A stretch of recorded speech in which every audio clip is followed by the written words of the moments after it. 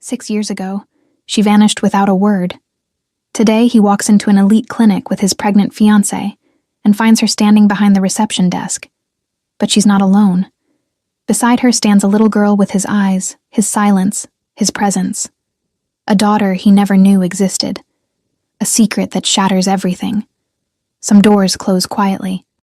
Others explode open when you least expect them. This is a story about the past that refuses to stay buried, the love that never truly died, and the impossible choices that define us. Stay with me. This one will break you in the most beautiful way. Hello, everyone. I'm back with another Afro-Korean story that will stay with you long after it ends. Before we begin, please subscribe and help us reach 1,000 subscribers. Your support means everything. Now, let's dive into this unforgettable journey. The clinic smelled like expensive silence. White marble floors, crystal chandeliers, the kind of place where even the air felt curated, designed to comfort the wealthy while they waited for news about their futures. Jae-won Kim had been here before, twice for consultations, once for a charity gala. He knew the layout. He knew the staff. He knew exactly how much it cost to ensure privacy in a place like this. But he didn't know the woman standing behind the reception desk. Or rather, he did. His fiancée, Celeste, walked beside him with one hand resting on her belly, her heels clicking against the marble with the confidence of someone who belonged in spaces like this. 4 months pregnant, glowing, perfect. Her family's media empire had made their engagement front-page news. His shipping conglomerate, and her broadcasting dynasty, a merger disguised as romance. He told himself it was enough. Mr. Kim. The receptionist's voice was smooth, professional. Dr. Hamilton is ready for you in Suite 7. Celeste smiled, radiant. Thank you. But Jae-won wasn't looking at the receptionist. He was looking past her, toward the administrative station near the back. At first, it was just a silhouette. A woman with her head bent over paperwork, dark curls falling forward to hide her face. Something about the curve of her shoulders, the way she held the pen, made his chest tighten. Then she looked up. Time fractured. Amara. Her name hit him like a physical blow. 6 years. 6 years since she'd walked out of his penthouse in the middle of the night, leaving nothing but a note that said, "I'm sorry. Please don't look for me." He'd looked anyway. For months. Private investigators, contacts in 3 countries, money he'd never cared about spending before. Nothing. She'd disappeared so completely it was like she'd never existed. And now she was here, in a clinic, filing papers. Their eyes met across the pristine reception area. Hers widened. Fear. Recognition. Something else he couldn't name. Jae-won? Celeste's voice pulled at his attention. Are you all right? He forced himself to look at his fiancée, to nod, to move. But as they walked toward the suite, he felt Amara's gaze burning into his back like a brand. The appointment passed in a blur. Celeste's laughter, the doctor's reassurances. The ultrasound images that should have filled him with joy but instead felt like static in his mind. All he could see was Amara. All he could think was, why is she here? Why now? When they finally left the suite, he told Celeste he needed to speak with the administrative office about billing. A lie. She didn't question it. Why would she? He was Jae-won Kim. He handled everything. He found Amara in a small office near the back, her hands trembling as she organized files. She didn't look up when he entered. You shouldn't be here. Her voice. God. Her voice. It was the same, warm, textured, carrying an accent that had always made English sound like music. Neither should you. His words came out harder than he intended. You disappeared. I had to. Had to. He stepped closer, his control fracturing. You left in the middle of the night. No explanation, no contact. I thought... He stopped himself. She finally looked at him. Up close, he could see the changes. Tired eyes, shadows beneath them. The weight of something heavy carried too long. You thought what? Her voice was quieter now. That you were dead. The confession hung between them like shattered glass. She closed her eyes. I'm sorry. That's all you have to say? What do you want me to say, Jaewon? Her composure cracked. That I wanted to leave? That it didn't destroy me? That I didn't... A small voice interrupted from the doorway. Mommy? Jaewon turned. The world stopped. A little girl stood in the doorway, maybe 5 years old, holding a stuffed rabbit. Dark curls like her mother's. Skin a beautiful deep brown. But her eyes were his. The exact shade of dark amber. The same shape. The same intensity that people said could cut through boardrooms and break through lies. She was looking at him with curiosity and something else. Recognition? Impossible. Nara, baby, go back to the waiting area. Amara's voice shook. Miss Jennifer is there. The girl, Nara, didn't move. She kept staring at Jaewon. You're tall, she said simply. Something in his chest cracked open. Amara moved quickly, gently guiding the child back toward the hallway. Go on, sweetheart. I'll be right there. When she was gone, the silence felt apocalyptic. Jaewon couldn't breathe, couldn't think.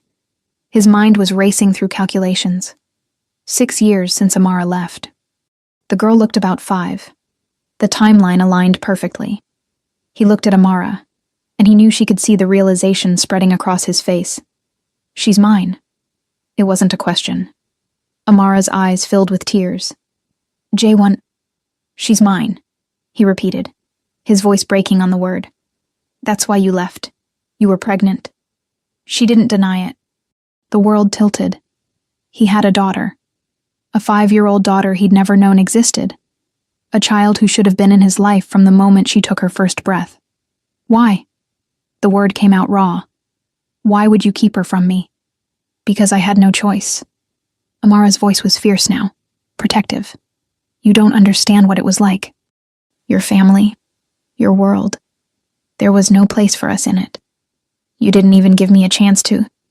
Your mother made it very clear what would happen if I stayed. The words cut through the air like a blade. She came to me the day I found out I was pregnant. She told me exactly what my life would look like if I tried to be part of yours.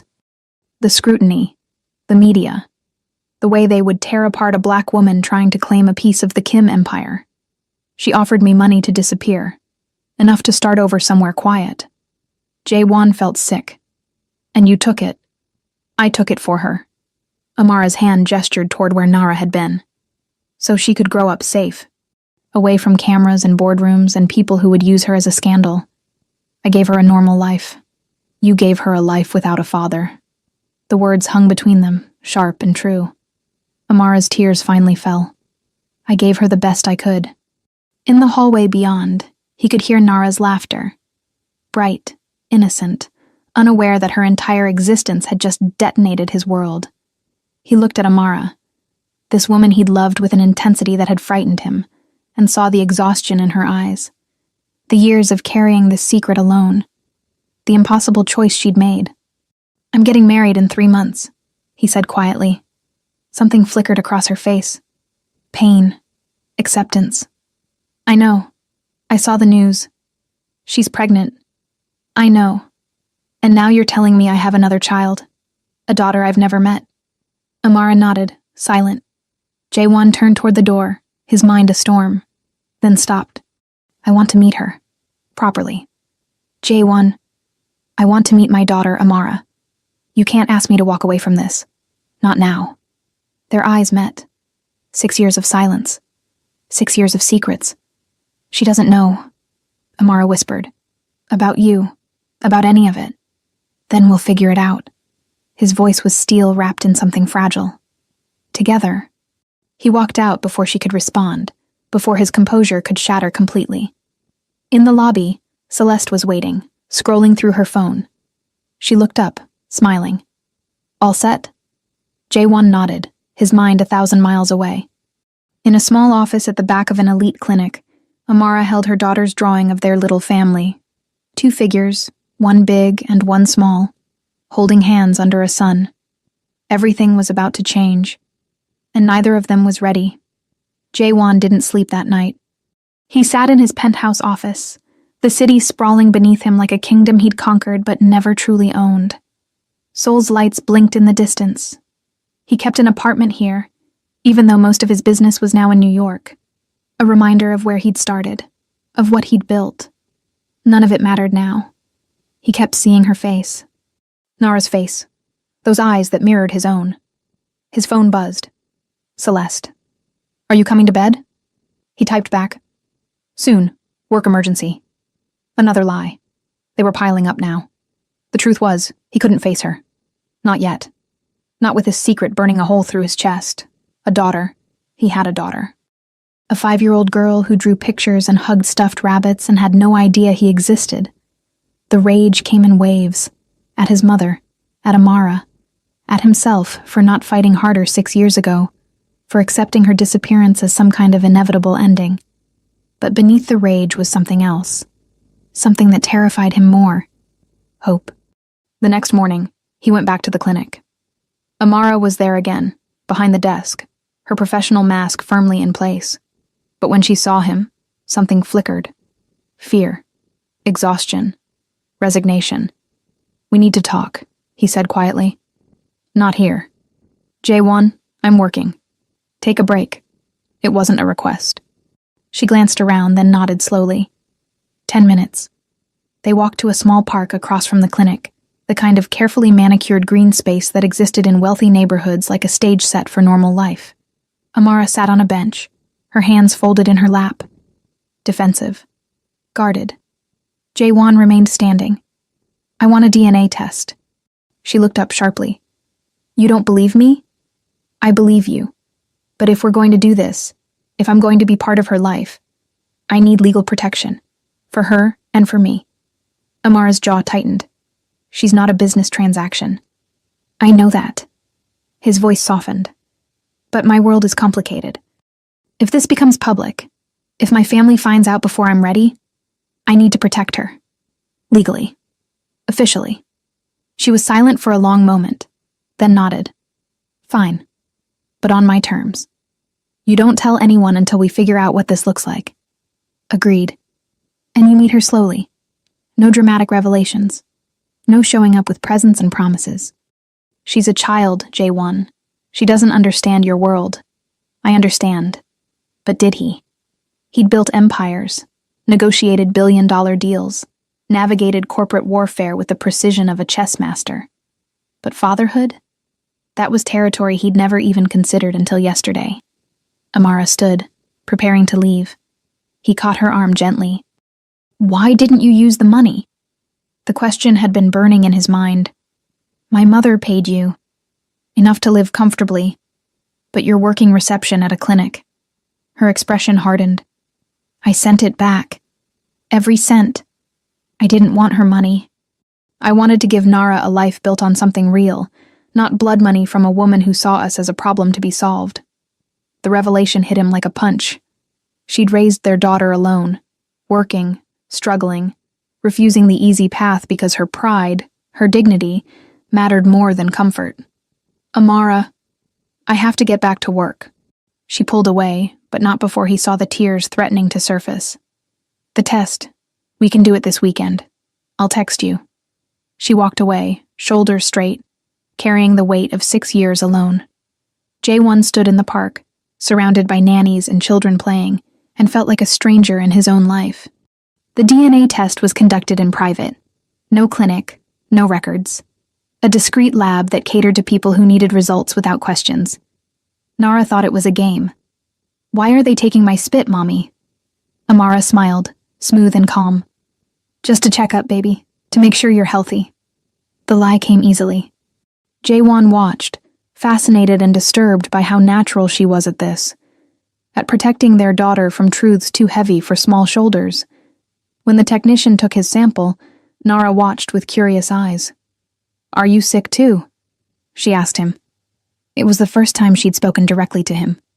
Her voice was small, musical. "Just a checkup," he echoed, kneeling to her level. "Like yours." She studied him with an intensity that felt familiar, like looking in a mirror that showed him who he'd been before the world hardened him.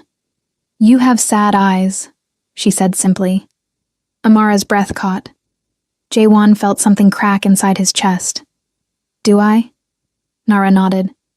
"My mommy has sad eyes sometimes too." But then I hug her, and they get happier. Without warning, she stepped forward and wrapped her small arms around his neck. The world stopped. She smelled like strawberry shampoo and something sweet he couldn't name. Her heartbeat was impossibly fast against his chest. Fragile. Trusting. His daughter.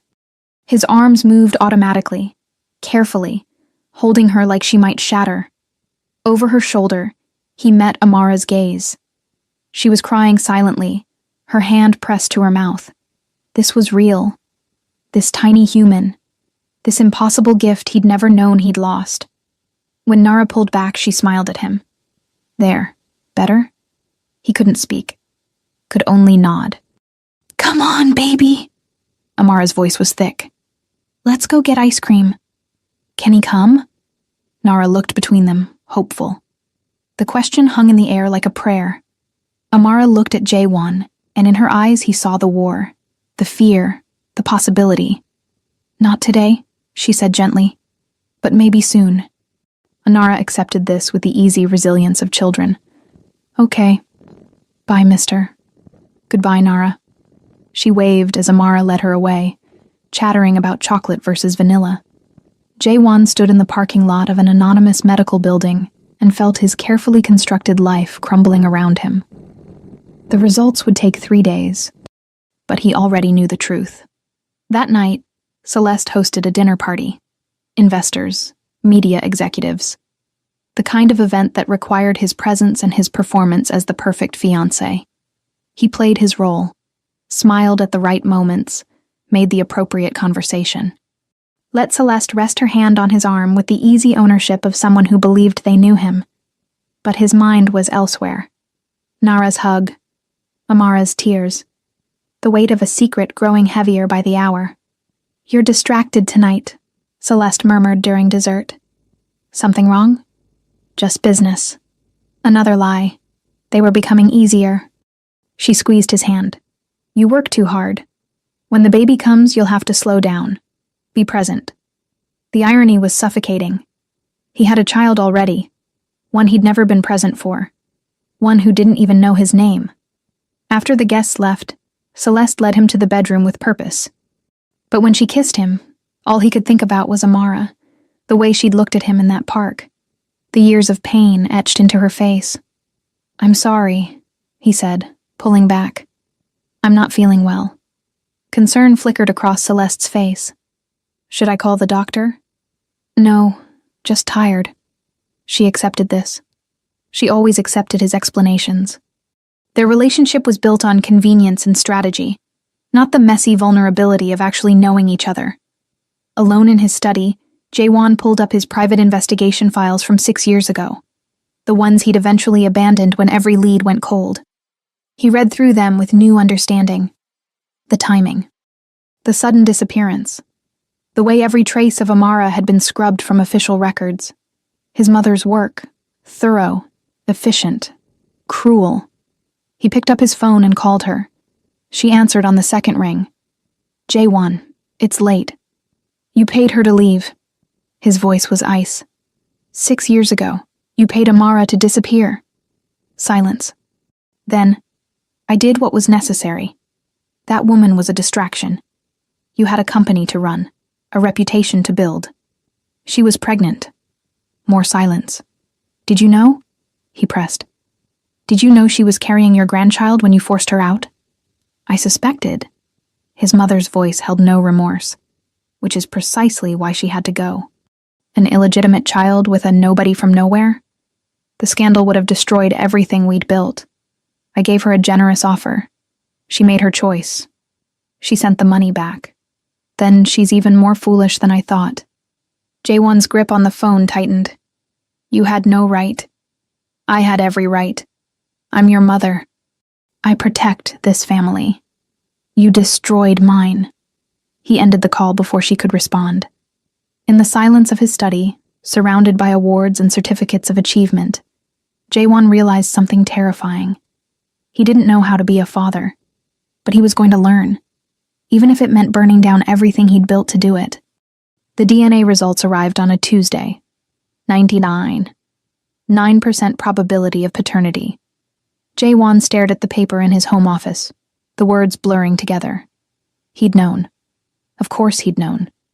But seeing it officially, scientifically confirmed, it made everything undeniably real. He had a daughter, Nara Kim, though she didn't carry his name. Not yet. Maybe not ever. His phone buzzed. Amara. Did you get them? Yes. We need to talk about what happens now. He typed back. Tonight? Your place? A long pause. Then, 8 p.m. I'll text you the address. Amara's apartment was in Brooklyn. Not the trendy, gentrified part. The real Brooklyn, where working families lived in walk-ups and bodegas stayed open late. The kind of neighborhood that existed worlds away from his penthouse in Manhattan. He felt out of place immediately. His car, a black Audi, understated by his standards, stood out like a beacon. His suit, even without the tie, marked him as an outsider. The building had no doorman. He climbed 3 flights of stairs, the walls painted a tired beige, children's laughter echoing from behind closed doors. Amara's apartment was 3C. She opened the door before he could knock, as if she'd been waiting. She's asleep, Amara said quietly, stepping aside to let him in. The apartment was small, impossibly small compared to the spaces he inhabited. But it was warm. Lived in. Drawings covered the refrigerator. Books spilled from shelves. A child's pink backpack hung by the door. Evidence of Nara everywhere. Would you like to see her room? Amara asked, her voice careful. Jae-won nodded, not trusting himself to speak. She led him down a narrow hallway to a door painted yellow. Pushed it open gently. Nara was asleep in a small bed covered with a quilt patterned with stars. Her stuffed rabbit was tucked under one arm. Her dark curls spread across the pillow like a halo. She looked peaceful, safe. Jae-won stood in the doorway, unable to move. This was his daughter, sleeping in a tiny room in Brooklyn, completely unaware that her entire world was about to shift. She's beautiful, he whispered. She is. Amara's voice broke slightly. She's everything good I've ever done. They stood there for a long moment, 2 people who'd once loved each other fiercely, now connected by something far more permanent than romance. Finally, Amara pulled the door closed quietly. In the living room, she made tea. Her hands shook slightly as she poured. I don't know how to do this, she admitted. Tell her, introduce you. Explain why you weren't there before.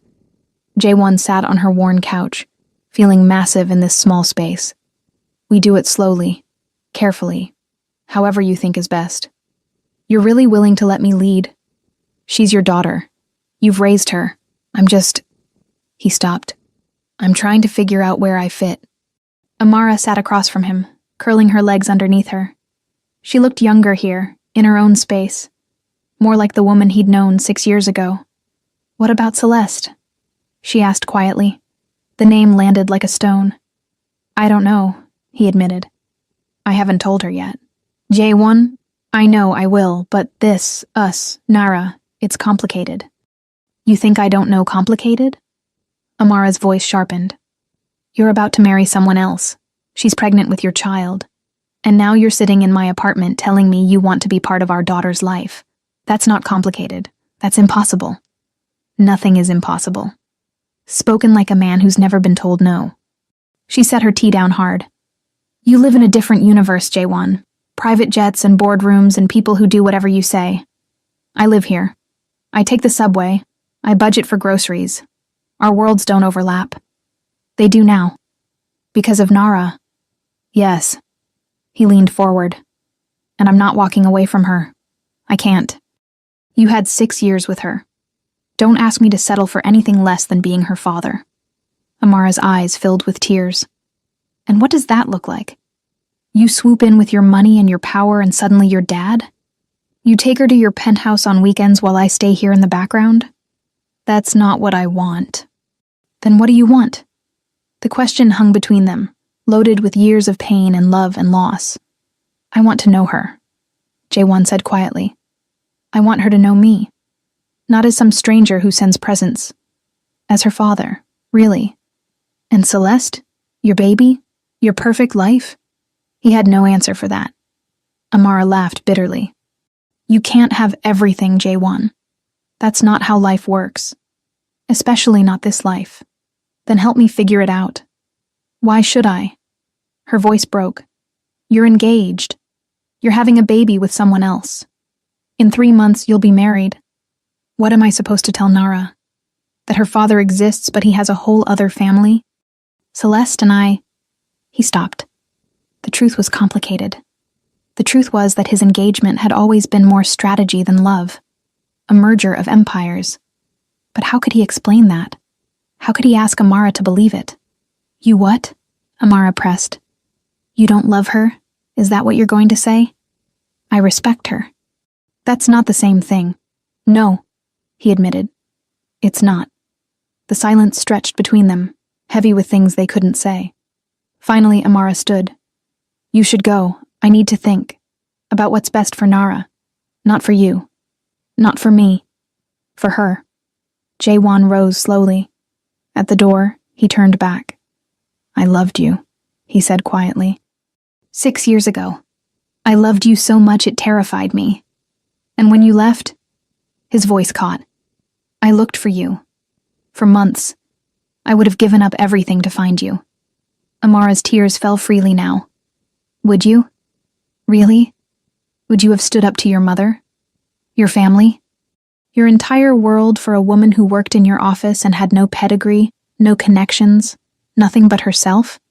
Yes. I don't believe you. The words cut deeper than any blade. Then let me prove it now, he said. Let me be her father. Let me show you that I'm not the man who let you walk away.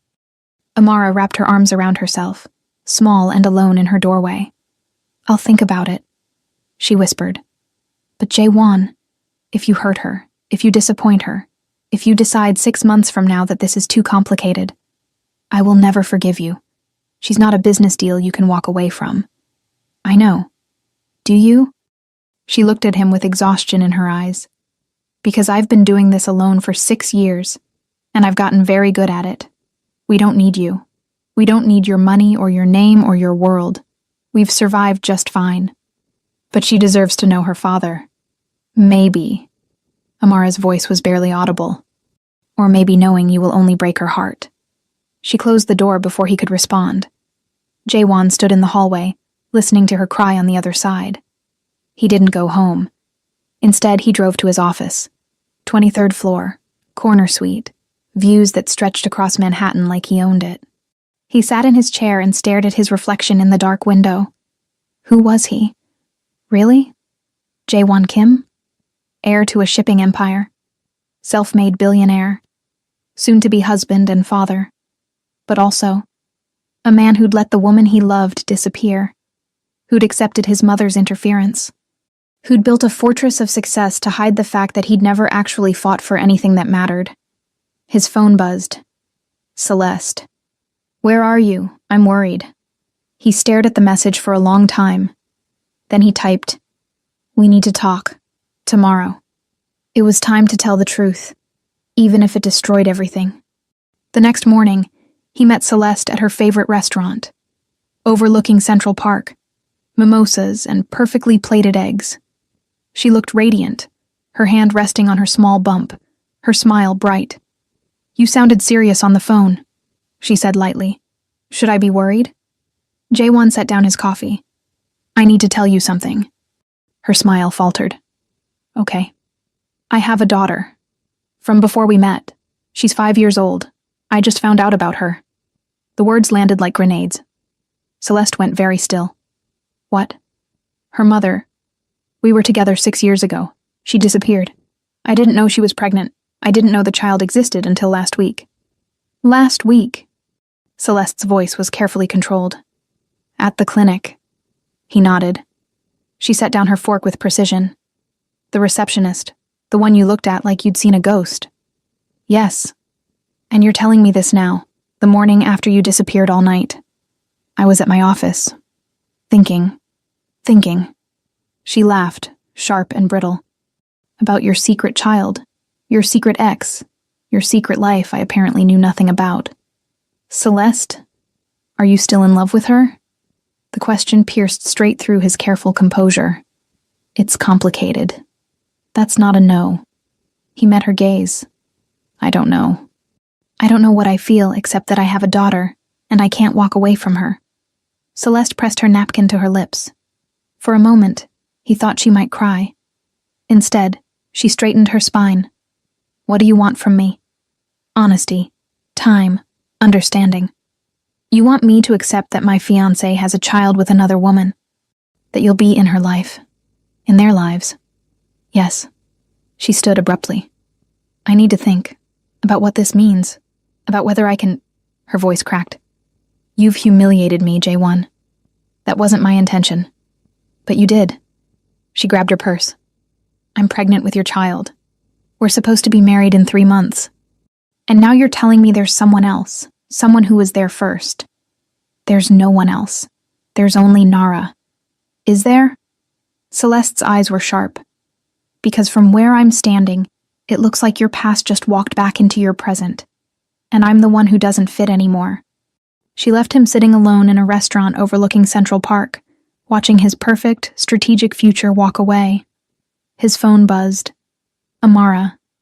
Nara asked about you this morning. She said you seemed lonely. Kids see things we don't. Can I see her again? Saturday. The park near the clinic, 2 p.m. But J1. Don't make promises you can't keep.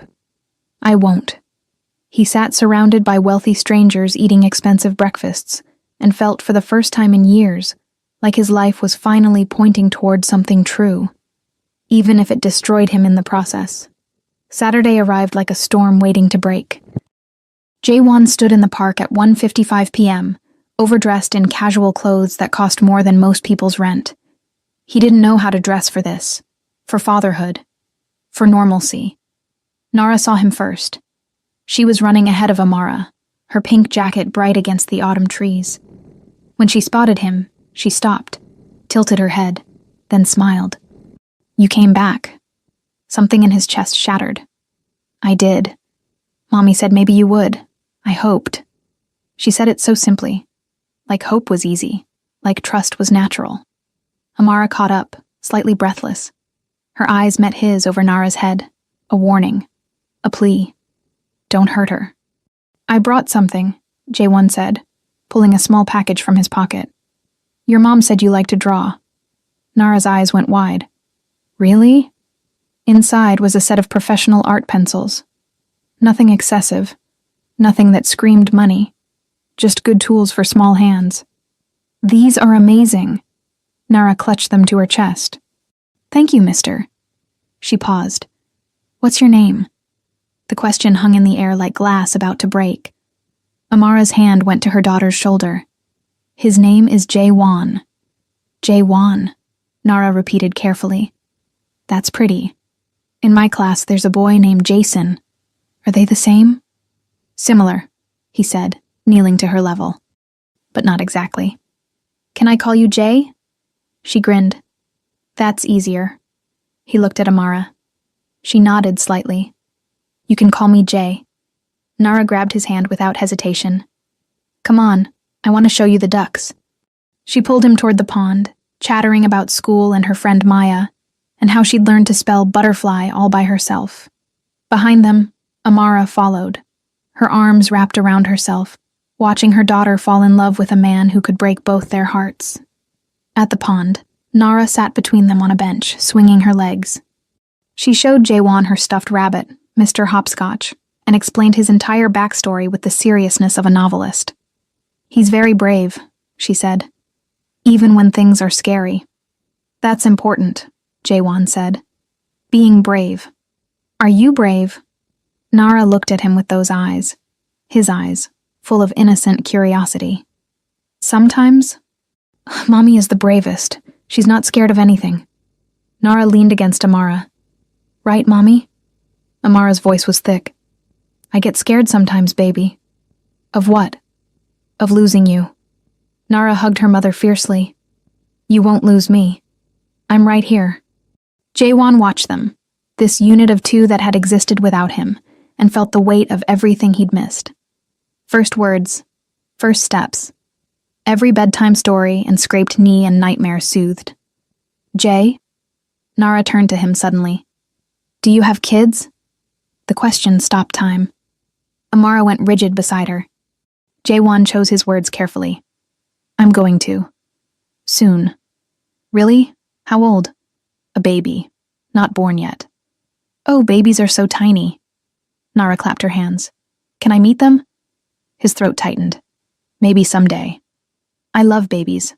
Maya's mom just had one and it smells weird, but it's cute. She swung her legs happily, oblivious to the tension crackling between the adults. Are you married? Amara started. Not yet, Jaewon said.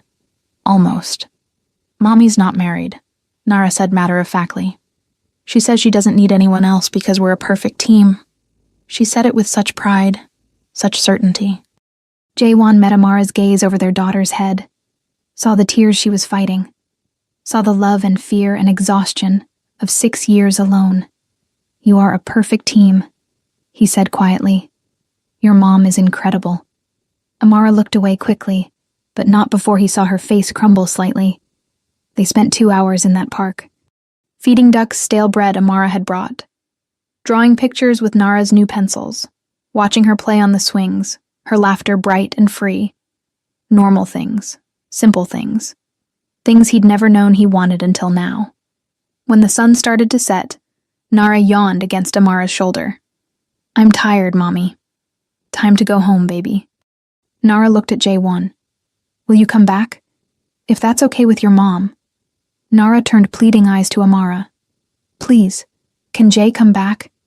Amara's voice was barely a whisper. We'll see.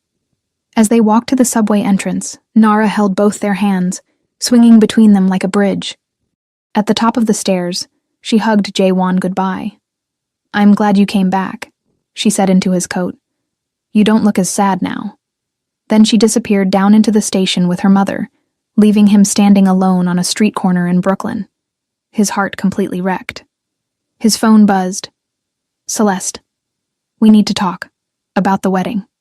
He stared at the message, then looked back at the subway entrance where his daughter had vanished. For the first time in his life, Jaewon Kim didn't know which direction to go. The meeting with Celeste happened in her family's estate, not the apartment they usually used. This was tactical, power play. Her father sat in the room, her mother. 2 lawyers. Jaewon understood immediately. This wasn't a conversation. This was a negotiation.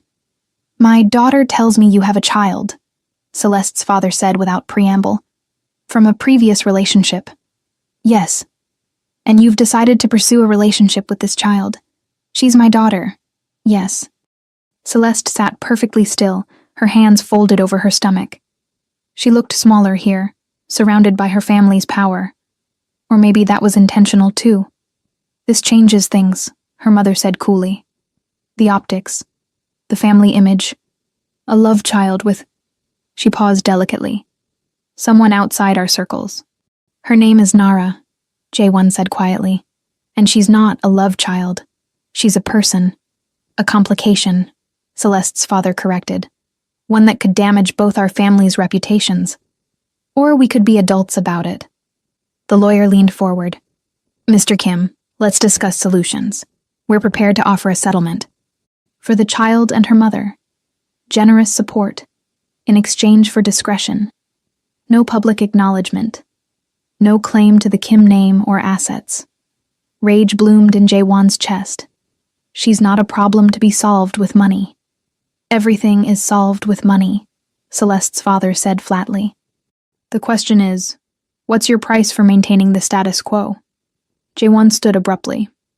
There is no price. Nara is my daughter. I'm going to be in her life, publicly, officially. Anyone who has a problem with that is welcome to walk away. Silence fell like a guillotine. Celeste finally spoke. And us? The baby? The wedding? He looked at her. Really looked. At the woman carrying his child. The woman he'd agreed to marry for all the wrong reasons. I respect you, Celeste. I do. But I can't. He stopped. Started again. I can't marry you knowing that half my heart is somewhere else. With her. Celeste's voice was ice. With Nara's mother. With my daughter. with the life I should have had 6 years ago. And me? Tears finally broke through her composure. What about our baby, your child with me? I will be there, for everything. I will co-parent. I will support you. But a marriage? I can't give you what you deserve. I can't be the husband you need. Celeste's mother stood sharply. This is unacceptable. We had an agreement. Our families... I'm sorry. Jaewon looked at Celeste. Only at her. I'm truly sorry. You deserve someone who chooses you first. Who loves you completely. That's not me. The lawyer began talking about breach of contract, about damages, about public statements. Jaewon walked out while they were still strategizing. In the car, his phone rang. His mother. You've made a spectacle of yourself, she said when he answered. Celeste's family is furious. They're threatening to pull their media support from your shipping expansion. Let them. Jaewon. You did this, Mother. You drove Amara away. You paid her to disappear while carrying your grandchild. This disaster is yours. I protected you. You destroyed me. And I'm done letting you control my life. He took a breath. Nara is my daughter. I'm going to acknowledge her publicly. I'm going to be her father. If that ruins your perfect image of the Kim legacy, so be it. You'll regret this. The only thing I regret is not fighting for them 6 years ago. He ended the call. For a moment, he sat in the silence of his car, feeling the weight of what he'd just done. Broken his engagement, defied his family, walked away from a strategic alliance that would have secured his business empire for decades. For what? A chance to be a father to a 5-year-old who barely knew him? A possibility of something real with a woman who didn't trust him? Yes. Absolutely yes. He texted Amara. Can I see you? Tonight? Her response took 10 minutes. Nara's at a sleepover. My place. 8 p.m. This time, when he climbed the stairs to her apartment, it felt different. Like he was walking toward something instead of away from everything else. Amara opened the door. She'd been crying. I broke off my engagement, he said before she could speak. Her eyes widened. Jaewon. I told them about Nara. About you. About how I can't marry someone when my heart is somewhere else. Don't do this. Her voice broke. Don't blow up your life for some fantasy of us being a family. That's not fair to Celeste.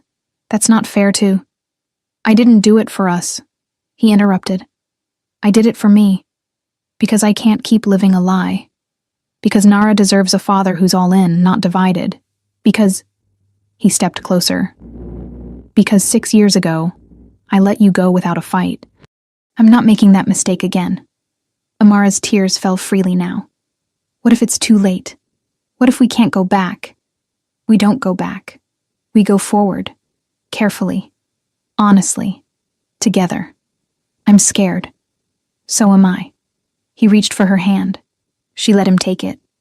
But I'd rather be scared with you than safe without you. In the quiet of her small apartment, with their daughter safe elsewhere, Amara let herself lean into him. For the first time in 6 years, she wasn't alone, and neither was he. The news broke 3 days later. Kim Er-en's engagement, secret love child revealed. The media descended like locusts, photographers outside Amara's building, reporters calling her clinic, headlines dissecting every angle of the scandal. Jaewon's team worked overtime on damage control, but he refused to hide Nara, refused to pretend she was anything less than his daughter. The press conference was his idea. He sat at a table in front of 50 cameras, alone. No lawyers, no prepared script. Just him and the truth. 6 years ago, I met someone, he began. We fell in love. She got pregnant. Circumstances I won't detail publicly led to her leaving before I knew about the pregnancy. I recently discovered I have a 5-year-old daughter. Her name is Nara. She is the most important thing in my life. Flashes exploded. Questions erupted. He raised a hand for silence. I ended my engagement to Celeste Park because it wasn't fair to marry someone while my heart was committed to being the father my daughter deserves. I will support Celeste and our child together in every way possible. But I couldn't build a marriage on a foundation of obligation. What about the mother? Someone shouted. Amara Okafor? Are you together? That's private. What matters is Nara. She didn't ask to be born into this spotlight. I'm asking you, all of you, to give her privacy, to let her be a child. I'll answer any questions about my business, my decisions, but my daughter's life is not public property. More questions, more flashes. But he'd said what he needed to say. That night, Amara's apartment was under siege. Photographers camping outside, neighbors complaining. Nara confused and scared by the chaos. We can't stay here, Amara said, pacing. This is too much. She can't live like this. Come stay with me, Jaewon offered. The penthouse has security, privacy, space. That's not a solution. That's running. It's protecting our daughter. Amara looked at Nara, curled up on the couch with Mr. Hopscotch, trying to be brave but clearly overwhelmed. Okay, she whispered, but just until this dies down. The penthouse felt like a museum to Nara. Everything too big, too expensive, too fragile. You live here? She asked, eyes wide. By yourself? Usually. That's lonely. Out of the mouths of children. That first night, Nara insisted on sleeping in Amara's room. Too nervous, too overwhelmed by the strangeness. Jaewon set them up in the guest suite, which was larger than Amara's entire apartment. This is temporary, Amara reminded him. We're not moving in. I know. But they both knew it was a lie. Not the words, the possibility, the hope underneath them. Days turned into weeks. The media frenzy didn't die down, it evolved. Think pieces about mixed-race families, debates about privilege and responsibility. But gradually, the focus shifted from scandal to curiosity. Nara adjusted faster than anyone expected. She claimed a corner of Jaewon's office as her art studio, started leaving drawings on his desk, would climb into his lap during video calls, waving at confused executives. Slowly, impossibly, they became something like a family. One night, after Nara was asleep, Jaewon found Amara on the balcony, staring at the city. I keep waiting for the other shoe to drop, she admitted. For this to be too good to be true. It's not perfect. We're figuring it out. Are we? She looked at him. Or are we just delaying the inevitable? The moment when you realize this isn't the life you wanted? This is exactly the life I wanted. I just didn't know it until now. He moved closer. Close enough to touch, but not touching. Letting her decide. I loved you, Amara whispered. 6 years ago. So much it terrified me. When your mother offered that money, part of me wanted to take it because I thought you'd be better off without me. Without the complication. You were never a complication. You were the only real thing in my life. And now? Now you're still the only real thing. You and Nara. Everything else is just noise. She turned to face him fully. I'm scared to believe you. Then don't believe my words. Believe my actions. I'm here. Every day. Choosing this. Choosing you both. Tears slipped down her cheeks. What if we mess this up? What if we try and it ruins what we're building for Nara? What if we don't try and spend the rest of our lives wondering? He cupped her face gently, gave her every chance to pull away. She didn't. When he kissed her, it was nothing like 6 years ago. That had been passion and urgency and youth. This was deeper, quieter, a promise instead of a question. When they finally pulled apart, she was smiling through tears. We're really doing this? She asked. Building something real? We already are. 3 months later, Nara stood between them in a lawyer's office as Jaewon officially acknowledged paternity. She didn't understand all the paperwork, just knew that her name was now Nara Kim Okafor. Does this mean Jay is really my dad? She asked, looking between them. Yes, baby, Amara said softly. He always was. Now it's official. Nara processed this with the seriousness of a 5-year-old philosopher, then grinned. Cool. Can I tell Maya? They laughed, all 3 of them, relief and joy mixing with the weight of everything they'd survived to get here. That night, in the penthouse that was slowly becoming home, Jaewon read Nara a bedtime story while Amara watched from the doorway. Daddy? Nara said sleepily. She'd started calling him that 2 weeks ago. His heart still stopped each time. Yes? Are you and Mommy going to get married? He looked up, meeting Amara's eyes across the room. Would you like that? He asked carefully. Yeah, then we'd be a real family. We're already a real family, Amara said, coming to sit on the bed. Marriage doesn't change that, but it makes it official, like my name. Nara yawned. You should get married, then have a baby. I want a sister. Over her head, Jae-won and Amara shared a look. Complicated, hopeful, terrified, possible. After Nara fell asleep, they stood together in the doorway of her room, painted yellow now, with her drawings covering the walls. She has opinions, Amara said quietly. She's not wrong, though. Amara looked at him surprised. Jae-won, not now. I'm not proposing. But someday, when we're ready, when this feels less like surviving and more like living. He took her hand. I want everything with you. Marriage. More children if you want them. A life that's ours. No secrets. No running. She squeezed his hand. One day at a time. One day at a time. He agreed. They stood in the quiet, watching their daughter sleep. 6 years ago, they'd been torn apart by fear and family and impossible circumstances. Now they were here, building something fragile and fierce and real. It wasn't perfect. There would be challenges. Celeste and the co-parenting arrangement, his mother's continued disapproval, the media that wouldn't fully let go. But they'd face it together. In the city beyond the windows, lights blinked like promises. The empire Jae-won had built still stood, but now he'd built something better, a family. Messy and complicated and worth every sacrifice. This was his real empire. Not buildings or money or power. This, them, home. And finally, after years of silence and distance and loss, Jae-won Kim felt like he'd found exactly where he belonged. The end.